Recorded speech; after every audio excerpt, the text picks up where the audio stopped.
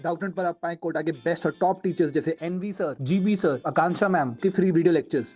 आज ही डाउनलोड कीजिए Doubtnut app. Hello everyone, आज हम स्टार्ट करेंगे क्लास 12th के chapter electric charges and field से।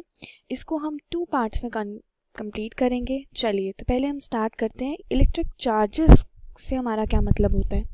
तो इलेक्ट्रिक चार्जेस की जब हम बात करते हैं तो ये एक हमारी फिजिकल प्रॉपर्टी है मैटर की।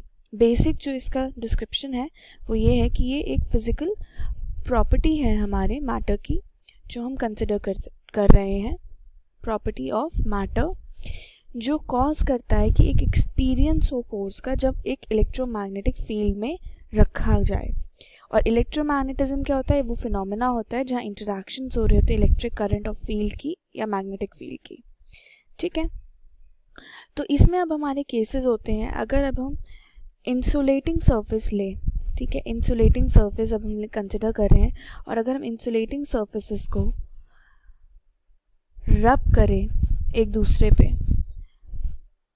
तो हमें क्या जनरेशन मिलती है। तो अगर हम उनको रब करेंगे एक दूसरे के अगेंस्ट, ठीक है, तो एक स्टैटिक चार्ज डेवलप हो जाता है जो कि डिस्चार्ज होता है आफ्टर उसे कांटेक्ट में रख दें हम कंडक्टर के। ठीक है, तो अगेंस्ट ईच अदर अगर हम करते हैं तो क्या होता है? स्टैटिक चार्ज डेवलप होता है। ठीक है, एंड इसके चक्कर में क्या होता है, अगर अब हम इसी को जब हमें डिस्चार्ज करना होगा तो वो तब होता है जब हम कंडक्टर को उसके पास लेकर आएंगे। तो ये हमारा इंसुलेटिंग सर्फेसिस के साथ होता है। और अगर अब हम बात करें कि कोई एक दोनों में से जो है एक चार्ज जो है रबिंग के बाद एक पॉजिटिव हो जाता है या एक नेगेटिव हो जाता है, तो ऑब्जेक्ट पॉजिटिवली चार्ज तब होता है जब वो अपने लूजली बाउंड इलेक्ट्रॉन को लूज कर देता है और दूसरे ऑब्जेक्ट पे, और वो नेगेटिव तब होता है जब इलेक्ट्रॉन वो गेन करता है। तो अगर कोई बॉडी है जो अपने लूज इलेक्ट्रॉन जो होते हैं वो दे देती है, मतलब लॉस होता है इनका, तो वो क्या होता है? पॉजिटिव चार्ज बन जाता है बॉडी का। और अगर वो गेन करे इलेक्ट्रॉन, तो यहाँ पे गेनिंग हो रही है, मतलब वो बॉडी एक्सेप्ट कर रहा है, तो वो हमारा नेगेटिवली चार्ज हो जाती है बॉडी। तो जो लाइक चार्जेस होते हैं अगर दोनों को पास लेकर आते हैं तो वो रिपेल करते हैं और अनलाइक चार्जेस अट्रैक्ट करते हैं। और चार्जेस हमारे न्यूट्रलाइज जब हो जाता है जब दोनों बॉडीज़ को हम एक दूसरे के पास लेकर आते हैं कॉन्टैक्ट में। जैसे एक एग्जांपल अगर हम देखें, एक इलेक्ट्रिक चार्ज जनरेशन रबिंग, अगर हमें ग्लास रॉड दिया और एक सिल्क दिया है और एक प्लास्टिक रॉड दिया और एक सिल्क दिया है, ठीक है, तो जब अगर हमें 2 ग्लास रॉड, फॉर एग्जांपल ये हमारी 2 ग्लास रॉड है, ठीक है, अब हम इनको जब रब करेंगे सिल्क पे तो ये इलेक्ट्रीफाइड हो जाएंगी चार्ज की सेम पोलैरिटी के साथ, पर ये दोनों क्योंकि लाइक चार्जेस हैं तो ये एक दोनों सेम है, तो ये क्या करेंगी? रिपेल करेंगी। अब यहीं पे एक ग्लास है और एक अगर हम प्लास्टिक कंसिडर कर लें, तो एक ग्लास रॉड और एक प्लास्टिक को अगर हम सिल्क पे करेंगे तो वो इलेक्ट्रीफाइड हो जाएंगी और उनकी पोलैरिटी क्या हो जाएंगी? डिफरेंट। तो फिर ये एक दूसरे को अट्रैक्ट करेंगी, ठीक है, ये रिपेल करेंगे और ये क्या होगा? यहाँ पे हमारा अट्रैक्शन होगा। तो ये हमारा डिफरेंस रहता है। फिर अब हम बात करते हैं कि कंडक्टर्स क्या होते हैं और इंसुलेटर्स क्या होते हैं। चलिए, कंडक्टर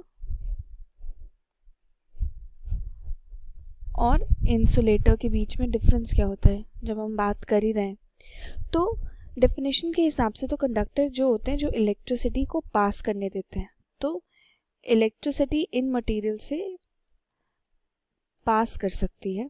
और यहीं पे इंसुलेटर वो होते हैं जहाँ से इलेक्ट्रिसिटी हमारी पास नहीं कर सकती। ठीक है, ये हमारा ठीक है। अब इलेक्ट्रिक मूवमेंट यहाँ पे कैसा रहता है? यहाँ फ्री मूवमेंट होता है इलेक्ट्रॉन का, ठीक है, फ्री मूवमेंट। और इधर क्या होता है? नन या वेरी लो रहता है, ठीक है। तो ये हमारा डिफरेंस होता है। देन जो चार्ज जो होता है वो डिस्ट्रीब्यूट होता है पूरी बॉडी पे जब वो ट्रांसफ़र होता है कंडक्टर पे, इंसुलेटर पे। और यहीं पे जब हम बात करते हैं कंडक्टर में क्या होता है? चार्ज जो है वो डिस्ट्रीब्यूट हो जाता है सारी बॉडी पे, और यहाँ इंसुलेटर पे क्या रहता है? वो प्लेस जहाँ पे चार्ज वहीं पे रहता है एट वन प्लेस और ट्रांसफ़र हो जाता है as an insulator.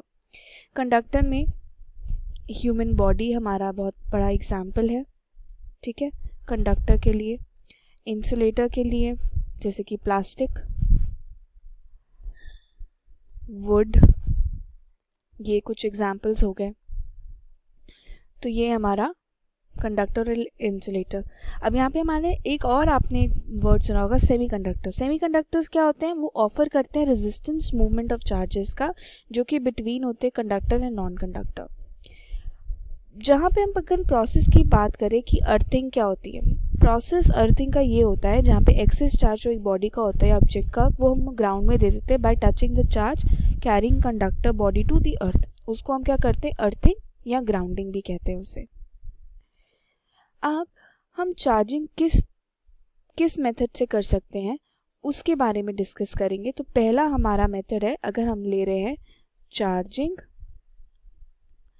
Bye contact. अगर अब हम बात करें कि चार्जिंग बाय कॉन्टैक्ट कैसे होता है, जब चार्ज बॉडी को हम टच करेंगे एक अनदर ऑब्जेक्ट से, तो जो ऑब्जेक्ट होगा वो भी चार्ज हो जाएगा सेम पोलैरिटी के साथ, क्योंकि चार्ज ट्रांसफर होता है, उसे हम क्या कहते हैं? Charge body. फॉर एग्जांपल एक अनचार्ज्ड अगर हमारा ये मेटल है, ठीक है, अब यहाँ पे अब हम इसको एक नेगेटिवली चार्ज्ड प्लास्टिक रॉड से इसको अगर हम टच कर दें, ठीक है, तो क्या होगा? जो स्फेयर होगा वो भी सब चार्ज ले लेगा रॉड से, उसको हम चार्जिंग बाय कांटेक्ट करते हैं। और फिर अगर हम इसे हटा देंगे तो क्या होगा? इसकी पोलैरिटी और यहाँ पे पोलैरिटी जो होगी सेम हो जाएंगे, नेगेटिव नेगेटिव वो गेन कर लेगा सिमिलर चार्जेस। प्लास्टिक रॉड जो है वो फिर रिपेल हो जाएगी क्योंकि दोनों के चार्जेस क्या हो जाएंगे? सेम। इस मेथड को क्या कहते हैं हम? Charging by contact. फिर अब हमारा मेथड आता है एक charging by induction. Charging by induction में क्या होता है? जब एक चार्ज्ड ऑब्जेक्ट को अब हम क्या करते हैं, उसको पास लेकर आते हैं एक दूसरे ऑब्जेक्ट के साथ, तो ओरिजिनल ऑब्जेक्ट जो है वो अपनी चार्ज लूज़ नहीं करता और दूसरा ऑब्जेक्ट चार्ज हो जाता है एज वेल, पर ऑपोजिट पोलैरिटी के साथ। तो अगर दूसरा एक्सट्रीम एंड पे न्यूली चार्ज्ड ऑब्जेक्ट डेवलप हो जाएगा, पोलैरिटी सेम रहेगी जैसे चार्ज ऑब्जेक्ट के, उसको क्या कहते हैं? Charging by induction. जैसे कि अगर अब हमें दो हमारे अनचार्ज्ड मेटल्स हैं इस तरीके से, ठीक है, फिर क्या होगा? अब हम यहाँ पे इसको एक हम पॉजिटिव चार्ज की रॉड लेकर आ रहे हैं और हम इस पे इसके पास लेकर आ रहे हैं, ठीक है, तो ये हमारा एक पॉजिटिवली चार्ज जो है वो चार्ज कर देगी एक स्फेयर को किससे? नेगेटिव से, और दूसरे को क्या कर देगी? वो अदर्स ऑटोमेटिकली जो है पॉजिटिव हो जाएगा, ठीक है। तो यहाँ पे अब हम अगर इन दोनों को सेपरेट आउट करेंगे तो एक तो हमारा नेगेटिवली चार्ज रहेगा और एक हमारा मेटल हो जाएगा पॉजिटिवली चार्ज्ड। ये कहलाया जाता है चार्जिंग बाय इंडक्शन। तो ये हमारे दो मेथड्स होते हैं। देन अब इस इलेक्ट्रिक चार्ज की क्या प्रॉपर्टीज़ होती हैं वो डिस्कस करते हैं। तो अब हम बात करेंगे प्रॉपर्टीज़ ऑफ इलेक्ट्रिक चार्ज क्या होता है। इलेक्ट्रिक चार्ज एक बॉडी की कंसिडर करते हैं हम, जब हम बात करते हैं उसे as a point charge consider करते हैं, यानी कि उसका साइज़ जो है वो बहुत स्मॉल है कंपैरिजन की उनका डिस्टेंस कितना है बिटवीन। तो जो चार्ज रहता है वो कंसिडर भी करा जाता है कि वो कॉन्सेंट्रेटेड है एक पॉइंट पे। और फॉलोइंग हमारी कुछ प्रॉपर्टीज़ हैं जब हम बात करेंगे उनकी। तो पहले है जैसे एडिटिविटी ऑफ द चार्ज, यानी कि पॉइंट चार्जेस हमारे स्केलर होते हैं और उनको हम एल्जेब्रिकली ऐड कर सकते हैं। तो अगर बहुत सारे चार्जेस हैं एन पॉइंट तक, तो टोटल चार्ज जो होगा हम उसको कैसे डिनोट करते हैं? क्यू टोटल हमारा हो जाएगा Q1 plus Q2 plus Q3 so on, ठीक है। चार्जेस की कोई डायरेक्शन नहीं होती बट वो पॉजिटिव या नेगेटिव हो सकते हैं। नेक्स्ट प्रॉपर्टी होती है टोटल चार्ज जो एक आइसोलेटेड सिस्टम का होता है वो हमेशा कंजर्व रहता है, यानी कि अगर बहुत सारी बॉडीज़ हैं आइसोलेटेड सिस्टम पे तो चार्ज ट्रांसफ़र हो सकता है एक बॉडी से another, but net charge system का होगा वो सेम रहता है। और रबिंग और नेचुरल फोर्सेस जो होते हैं वो न्यू चार्जेस के क्रिएट हो जाते हैं। तो चार्जेस या तो इधर रीडिस्ट्रीब्यूट हो जाता है या न्यूट्रॉन जो है ब्रेकअप हो जाता है प्रोटॉन और इलेक्ट्रॉन में। तो कंजर्वेशन रहती है, जो टोटल जो चार्ज रहता है कंजर्व्ड रहता है इन एन आइसोलेटेड सिस्टम। जब हम बात करते हैं। नेक्स्ट है हमारा क्वांटाइजेशन। ये काफ़ी इम्पॉर्टेंट पॉइंट है हमारा चार्जेस को लेके। Quantization of the charge, charge जो हमेशा इस तरीके से फॉर्म किया जाता है, क्वांटाइजेशन यानी कि n इंटू ई, जहाँ n जो है हमारा इंटीजर है और e हमारा इलेक्ट्रिक चार्ज है। तो इलेक्ट्रॉन की अगर हम बात करते हैं तो वो नेगेटिव रहता है और पॉजिटिव रहता है अगर हम प्रोटॉन की बात करते हैं। और इसका मैग्नीट्यूड जो है वो कितना होता है 1.6 इंटू 10⁻⁻19 कूलम। ये कहलाया जाता है क्वांटाइजेशन ऑफ चार्ज। और चार्ज की जो SI यूनिट होती है वो होती है कूलम C। क्वांटाइजेशन जो है हम उसको इग्नोर करते हैं मैक्रोस्कोपिक लेवल तक, क्योंकि उस पॉइंट पे चार्ज जो है हमारा कॉन्टिन्यूस कंसिडर किया जाता है। नेक्स्ट अब हम बात करेंगे कूलम्स लॉ की। कूलम्स लॉ हमारा ये स्टेट करता है कि फोर्स जो एक्सर्ट की जा रही है दो पॉइंट चार्जेस के बीच में, तो जो हमारा फोर्स जो एक्सर्ट की जा रही है बिटवीन 2 पॉइंट चार्जेस, अगर हम बात कर रहे हैं 2 पॉइंट चार्जेस की बात करते हैं इसमें, तो वो इन्वर्सली एक तो प्रोपोर्शनल रहेगा स्क्वायर ऑफ द डिस्टेंस जो दोनों चार्जेस के बीच में होगा, और क्या होगा डायरेक्टली प्रोपोर्शनल रहेगा प्रोडक्ट जो उनके मैग्नीट्यूड का होगा दोनों चार्जेस का। और कहाँ एक्ट करता है, लाइन जो उनकी ज्वाइन करिए 2 पॉइंट चार्जेस की, यानी कि मैथमेटिकली हम इसे F से कूलम फोर्स को डिनोट करते हम लिख सकते हैं K proportionality constant Q1 Q2 bye R², जहाँ पे ये जो K है वो हमारा इक्वल होता है 1/4 पाई एप्सिलॉन नॉट के। ठीक है, तो हम सिंपली इसको इस तरीके से भी लिख सकते हैं F is equal to 1/4 pi epsilon naught, ठीक है, Q1 Q2 divided by R²। तो ये हमारा कूलम्स लॉ बताया जाता है, इसको हम कूलम्स लॉ से डिफाइन करते हैं। और R क्या है, डिस्टेंस है इन 2 पॉइंट चार्जेस के बीच में। अब यहाँ पे एप्सिलॉन नॉट क्या होती है, परमिटिविटी होती है फ्री स्पेस की।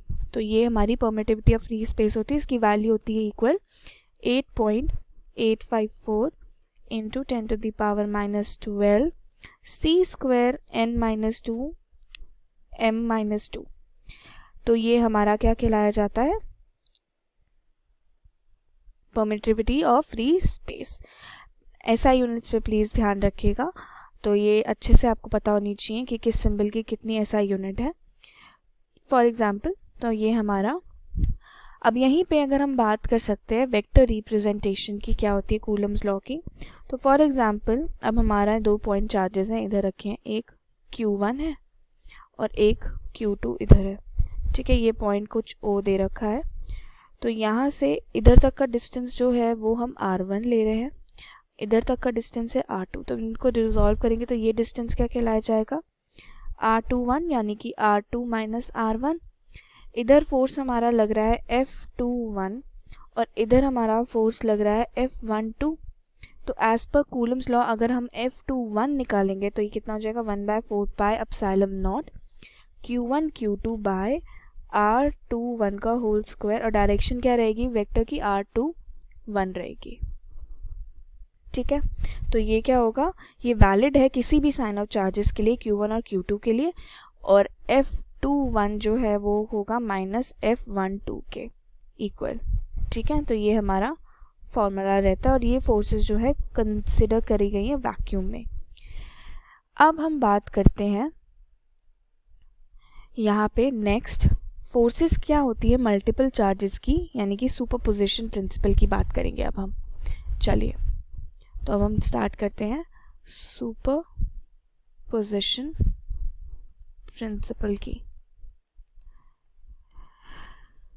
तो इस प्रिंसिपल से हमारा मतलब ये होता है कि अगर हम फोर्सेस ले रहे हैं किसी भी चार्ज की, फोर्सेस ऑन एनी चार्ज जो नंबर ऑफ अदर चार्जेस का है, वो वेक्टर सम होता है सारी फोर्सेस का जो चार्ज का है ड्यू टू अदर चार्जेस एक टाइम पे अगर हम कंसिडर करते हैं।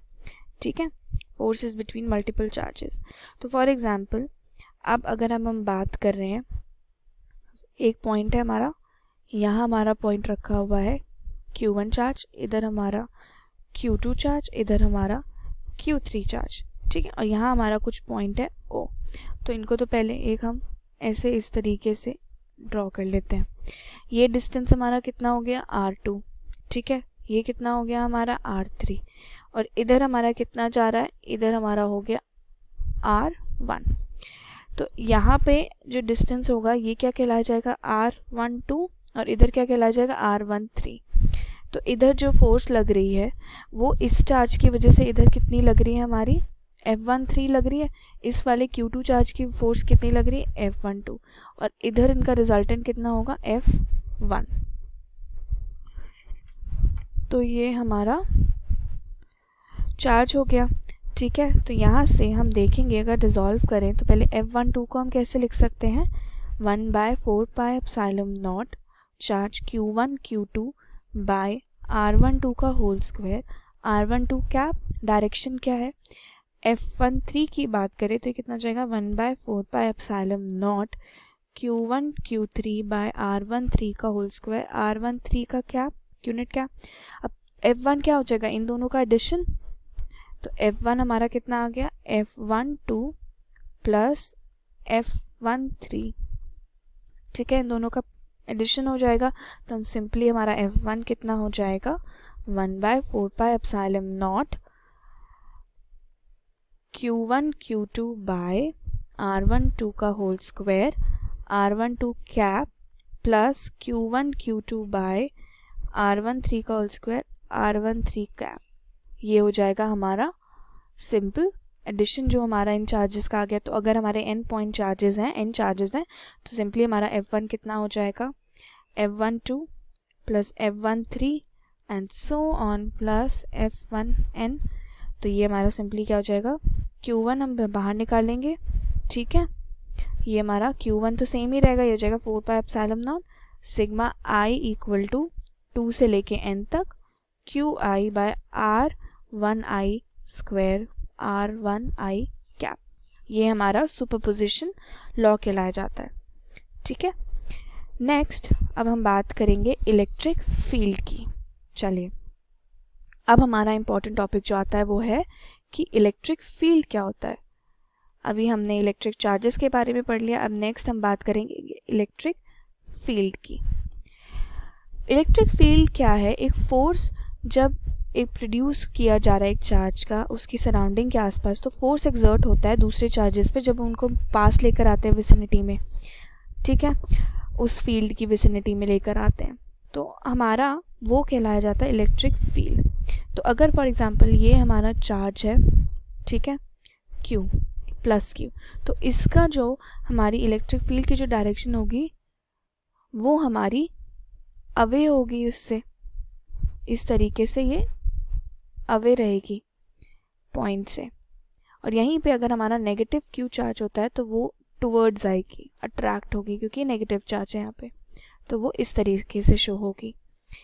तो हमारा ये होता है इलेक्ट्रिक फील्ड जो प्लस Q और माइनस Q चार्ज का होता है। इलेक्ट्रिक फील्ड को हम डिनोट करते हैं ER equal to 1/4πε0 single charge Q by R square R cap. ये हमारा कहलाया जाता है इलेक्ट्रिक फील्ड। और अभी हमने फोर्स निकाला था, तो फोर्स का और इलेक्ट्रिक फील्ड का रिलेशन हमारा आ सकता है स्मॉल q E R के इक्वल।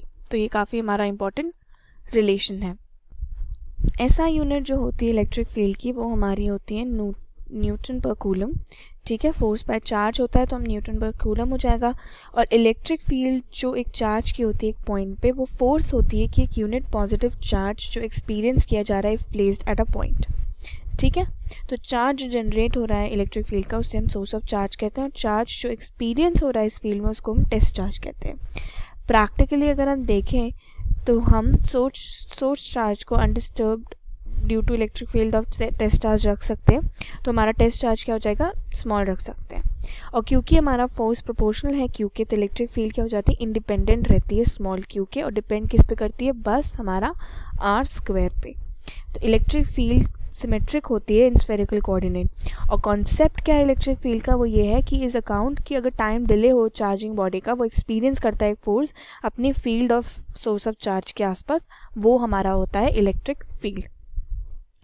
अब यहीं पे अगर हम बात करें इलेक्ट्रिक फील्ड की, अब हम पर बात करेंगे पहले अगर सिस्टम ऑफ चार्जेस हमें गिवन है तो कैसे हम बात करते हैं।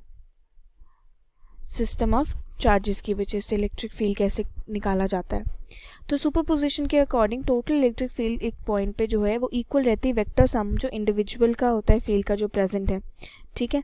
तो अगर अब हम ऐसे बात कर रहे हैं, यहाँ पे हमारा एक चार्ज है Q1, ठीक है, इधर अब हमारा चार्ज है Q2 और यहाँ पे अब हमारा चार्ज है Q3, ठीक है। तो यहाँ से जो इससे इधर से फोर्स आएगा ये हमारा, अब हम किसी पॉइंट P पे कैलकुलेट कर रहे हैं और इधर हमारा टेस्ट Q4, ठीक है। ये पॉइंट पे अगर हम निकालें तो ये हमारा R2P हो गया, यहाँ पे हमारा या तो R1P लेंगे, यहाँ R2P लेंगे, यहाँ हम R1P लेंगे, इधर हमारा कितना हो जाएगा, ये हो जाएगा R3P और इधर हमारा डिस्टेंस कितना हो जाएगा R4P, ठीक है। इधर हमारा वन चार्ज के E1 रहेगा, ठीक है, इस डायरेक्शन में हमारा कितना रहेगा E2 रहेगा, ठीक है, और इधर हमारा क्या रहेगा E3 और इधर हमारा फोर्थ की वजह से E4। तो रिजल्टेंट अगर हम देखें तो कहीं इन सबके बीच में से रिजल्टेंट हमारा E आ रहा है, तो E1 E2 E3 हम निकाल सकते हैं और हमें क्योंकि पता है कि ER कितना होगा E1 plus E2 plus E3 plus E4। तो हम सिंपली इसको कैसे लिख सकते हैं, हमारा इलेक्ट्रिक फील्ड ER कितना हो जाएगा 1/4πε0 समेशन I इक्वल टू 1 से n तक QI/RIP² RIP डायरेक्शन, ठीक है। तो ये अब हमारा ये हमने n के लिए जनरलाइज कर दिया। अब इस केस में क्योंकि हमें 4 गिवन है तो n हमारा कितना हो जाएगा 4, तो हम सिंपली 4 के लिए निकाल सकते हैं। इलेक्ट्रिक फील्ड ये हो गया एक पॉइंट चार्ज का due to system of charge. तो ये टोटल जो है फील्ड वो वेक्टर सम हो जाएगा इंडिविजुअल चार्जेस का जो इस पॉइंट P पे लग रहा है, ठीक है। तो ये हमारा क्या हो गया electric field due to system of charges. तो अब हम बात करेंगे नेक्स्ट इलेक्ट्रिक फील्ड लाइंस क्या होती हैं उसके बारे में। चलिए, electric field lines, electric field lines जो है हमारी एक पिक्टोरियल वे है रिप्रेजेंटिंग इलेक्ट्रिक फील्ड जो एक कॉन्फ़िगरेशन ऑफ चार्ज के अराउंड होता है। इलेक्ट्रिक फील्ड लाइन क्या होती है, कर्व होती है। अगर हम ड्रॉ करें उन्हें इस तरीके से कि जो टैंजेंट होगा हर पॉइंट पे वो डायरेक्शन होगी नेट फील्ड की, ठीक है। तो इलेक्ट्रिक फील्ड क्या होता है, इन्वर्सली प्रोपोर्शनल होता है स्क्वायर ऑफ द डिस्टेंस। तो इसलिए इलेक्ट्रिक फील्ड जब चार्ज के पास वो ज़्यादा होगा और डिस्टेंस जैसे जैसे बढ़ता जाएगा वो डिक्रीज होता जाता है। तो इलेक्ट्रिक फील्ड हाउएवर कांस्टेंट रहती है बट फार अपार्ट हो जाती हैं as compare to lesser distance, ठीक है। तो यहाँ पे अब हम बात करते हैं, अगर हमारा इस तरीके का आप समझिए से इलेक्ट्रिक फील्ड हमारी यहाँ से इधर डायरेक्शन में इस तरीके से, ठीक है, यहाँ पे। तो यहाँ अगर अब हम इसको कुछ सॉलिड एंगल कंसिडर कर रहे हैं डेल्टा ओमेगा, ये एक हमारा पॉइंट हो गया P1, यहाँ हमारा पॉइंट हो गया P2, ठीक है। तो ये यहाँ दूर जैसे जैसे जाता है तो ये रीजन वीक से फील्ड का हो जाता है, ठीक है। ये हमारा इतना जो पार्ट होगा ये कितना एरिया हो जाएगा, P1 के लिए हम लिख सकते हैं R1² डेल्टा ओमेगा और यहाँ हो जाएगा R2² delta omega, solid angle जो सब्सटेंड हो रहा है एक एरिया एलिमेंट पे। तो डिपेंडेंस आप इलेक्ट्रिक फील्ड की देख सकते हैं कि डिस्टेंस पे कैसे होती है और उसका रिलेशन क्या रहता है नंबर ऑफ फील्ड लाइन का। तो यहाँ पे रीजन पे हमारा स्ट्रॉन्ग रहेगा फील्ड और इधर हमारा वीकर रहेगा, ठीक है। तो यहाँ पे अगर हम बात करें तो ये अगर हमारा पॉइंट चार्ज है तो अगर हमारी फील्ड लाइन इससे दूर जा रही है, ठीक है, तो ये हमारा क्या होता है कि चार्ज जो है ग्रेटर देन 0 है। अब यहीं पे अगर हमारी फील्ड लाइन क्लोज़र वापस आ रही है तो ये हमारा चार्ज कैसा है, ये हमारा है Q लेस देन 0 का। तो इनकी फील्ड लाइंस अगर हमसे पूछी जाए तो हम ड्रॉ कर सकते हैं। तो यहाँ पे अगर अब हमारे दो पॉजिटिव चार्जेस अगर हम ले रहे हैं, ठीक है, यहाँ पे दो पॉजिटिव चार्जेस हैं तो इनके जो फील्ड लाइंस जो बनेंगी वो इस तरीके से अवे बनेंगी, सेम इनका भी हमारा अवे ही बनेगा। अब यहीं पे अगर हम बात करें ये पॉजिटिव की और ये हमारे नेगेटिव की, तो यहाँ से क्या होगा, इधर से तो अवे जाएगा, इधर से भी अवे जाएगा, इधर से भी अवे जाएगा, और इधर क्या होगा, इधर हमारा इधर जो है वो क्लोज़र आएगा। तो यहाँ से हमारा इस तरीके का एक लूप फॉर्म हो जाएगा यहाँ से। अब इस तरीके का एक लूप देखेंगे, तो यहाँ से हमारा इधर से तो अब उधर आ रहा है, पर यहाँ से अवे जा रहा है, ऐसे करके एक हमारा लूप फॉर्म हो जाएगा। ये हमारी इलेक्ट्रिक फील्ड की कॉन्फ़िगरेशन हो जाएगी। नेक्स्ट, इसके बाद अब हम बात करेंगे, जो टॉपिक ऑफ डिस्कशन है वो है हमारा इलेक्ट्रिक फ्लक्स क्या होता है। इलेक्ट्रिक फ्लक्स डिस्कस करेंगे। इलेक्ट्रिक फ्लक्स जो है वो मेजर है कितना फ्लो हो रहा है इलेक्ट्रिक फील्ड का एक गिवन एरिया में। फ्लक्स जो है प्रोपोर्शनल रहता है number of electric field line जितनी जा रही हैं, और नॉर्मली परपेंडिकुलर होता है ये सरफेस के। ठीक है, तो अगर हमारी ये फॉर एग्जांपल ये इलेक्ट्रिक फील्ड लाइन ऐसे हमारी जा रही है, पास हो रही है, ठीक है, तो ये हमारा परपेंडिकुलर रहेगा, और यहाँ पे हमारा एक कुछ डेल्टा सरफेस एरिया रहेगा, ये ई। ठीक है, नंबर ऑफ फील्ड लाइन जो क्रॉस कर रही हैं एरिया, जब एरिया एलिमेंट परपेंडिकुलर है, और अगर यहीं पे एरिया एलिमेंट जो है किसी एंगल पे अगर रखा हुआ फॉर एग्जांपल, तो ये हमारा फॉर एग्जांपल डेल्टा एस ऐसे है, और ये एंगल कितना सब्सटेंड करे, थीटा, तो ये हमारा थीटा टाइम पे लिए हो जाएगा, तो ई डेल्टा एस कॉस थीटा हो जाएगा। अब हमारा एरिया ये हमारा इसके साथ जो यहाँ पे एरिया कंसिडर कर रहा है। ओरिएंटेशन जो एरिया एलिमेंट की होती है वो ये डिसाइड करती है कि कितना अमाउंट ऑफ इलेक्ट्रिक फ्लक्स है, और एरिया एलिमेंट जो है वो वेक्टर रहता है।